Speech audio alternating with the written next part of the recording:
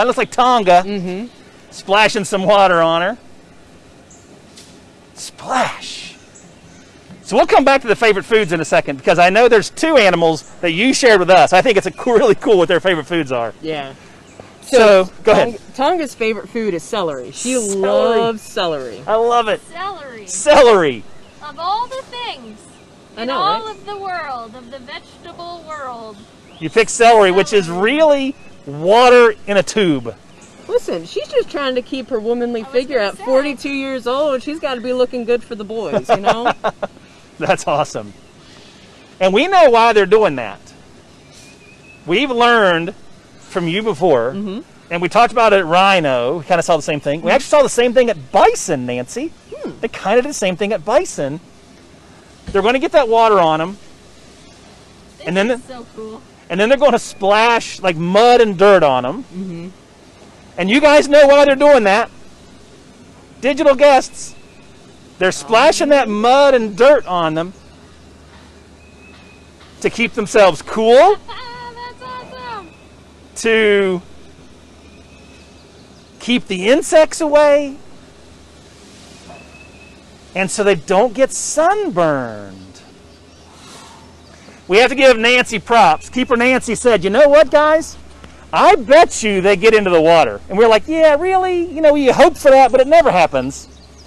Keeper Nancy said, nope, it's hot. They're going to get in the water as soon as they come up.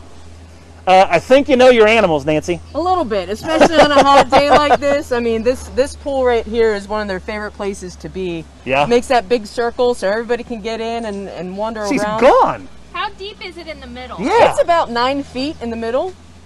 But what's really cool about elephants is that they can actually control their buoyancy. They can physically swim.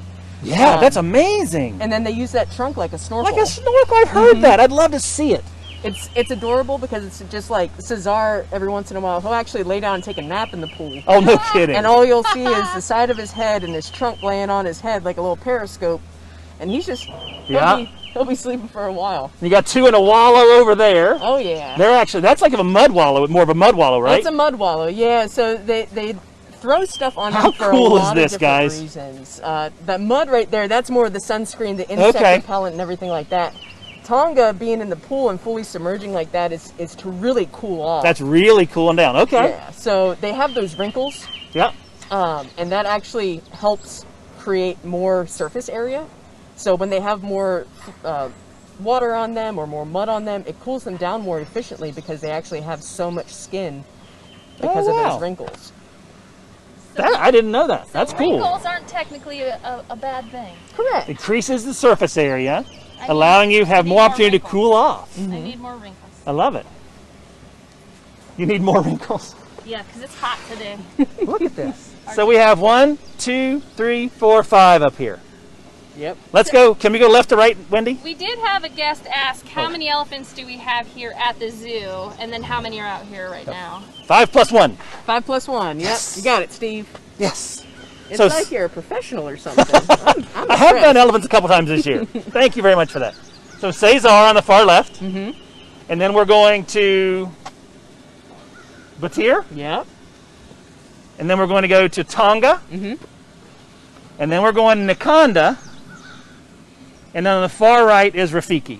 Very good. Look at Thanks. you. You know all your elephants. And Well, then- I had a whole lot of help, Nancy. Thank you very much. Who's in the other habitat that we can't see? There's another elephant here, and he's massive. He's huge. He's really big boy. His name is Artie. How old's Artie? Artie is, I think he's 37. 37? Do we? And you sort of trade out time with Cesar and Artie, and you mix everybody up in different groups all the time? Yeah, so Cesar is actually not able to reproduce. He does really good at all the practicing in the world, but to actually physically create a baby elephant, he's not able to do that. Okay. And then, so Artie is actually what we call our breeding male. So he's the male that if we're going to have baby elephants, he's going to be the father of that. So he goes in with Tonga and Batir pretty frequently, hangs out with them. Sometimes we see some breeding behavior. A lot of time we just see them socialize and trunk wrestle and hang out and everything like that. So Tonga and Batir go in with Artie. Rafiki and Nick, because Artie is so much bigger and they're used to Cesar, who's also not only old, but he's also blind. Right. So Artie is very intimidating. So we're actually in He's the a process. big boy, guys. Yeah. So we're in the process. He's about 13,000 pounds. Wow. And about 10 and a half feet tall at his shoulder. Wow. So he's a little bit more intimidating. So we're getting Rafiki and Nakanda used to him. And so the plan is that we could have all 4 girls in with either Cesar or Artie. But we're working on that. Gotcha.